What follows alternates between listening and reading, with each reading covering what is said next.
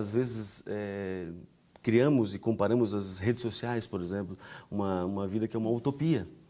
É uma utopia. Poxa, mas 18 anos, está viajando, carro. É um caso único, isolado. Né? Geralmente, com 18 anos, a maioria está numa faculdade, é estudante, né? Uma vida sofrida, só quem passou por isso sabe perfeitamente. Né?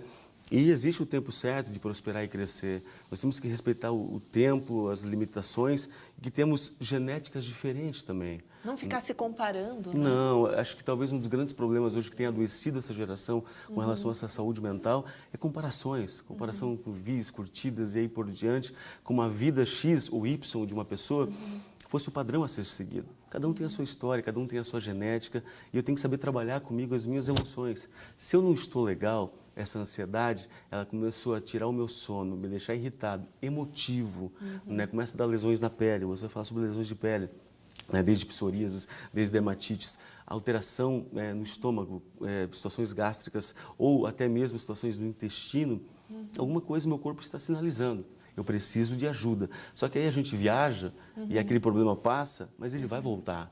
A gente compra uma roupa, e claro que uma roupa na compra a gente tem uma situação de alegria, de êxtase, mas é momentâneo, né? Momentâneo. E aquele problema está lá. E o grande problema dessa geração é que eles não estão preocupados onde está o incêndio, o foco. Eles estão mais preocupados com a fumaça. A insônia é uma fumaça. A irritação é uma fumaça. O problema às vezes está no humor.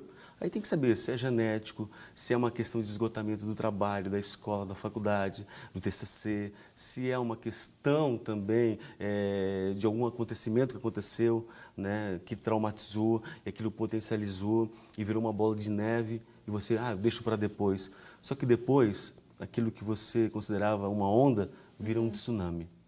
E essas doenças emocionais, né? Tanto ansiedade quanto depressão, né? Que se fala muito, até o burnout também, que agora, né, está vindo demais até por essas cobranças todas de sempre estar lá no máximo.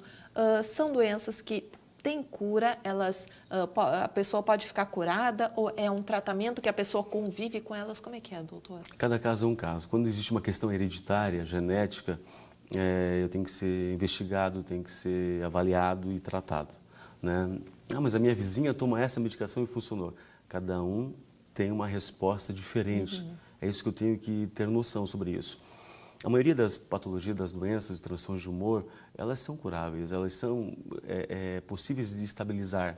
Né? O problema é que as pessoas às vezes focam muito na medicação e esquecem da alimentação. Eu estava vindo para cá. Então.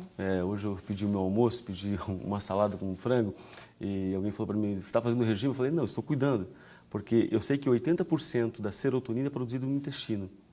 Ou seja, se eu não tenho serotonina, que é o neurotransmissor do humor, que é o hormônio do humor, isso vai afetar até a produção, porque o que a medicação faz? Geralmente, a maioria das medicações antidepressivas, elas impedem que a tua serotonina seja recolhida do corpo, que o próprio organismo ele recolhe. Então elas impedem, logo vai sobrar mais, vai ter uma melhor estabilidade. Mas não adianta eu não ter produção também, que é o intestino. Né? Na formação do ser humano, o intestino e o cérebro têm o mesmo local na fase embrionária quando vocês mulheres têm lá como um embrião.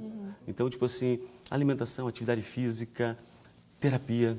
Né? Agora a minha pergunta é, quando a gente fala em psicólogo, você começou falando sobre os tabus, isso aí é coisa para gente doida que a gente ouve, né?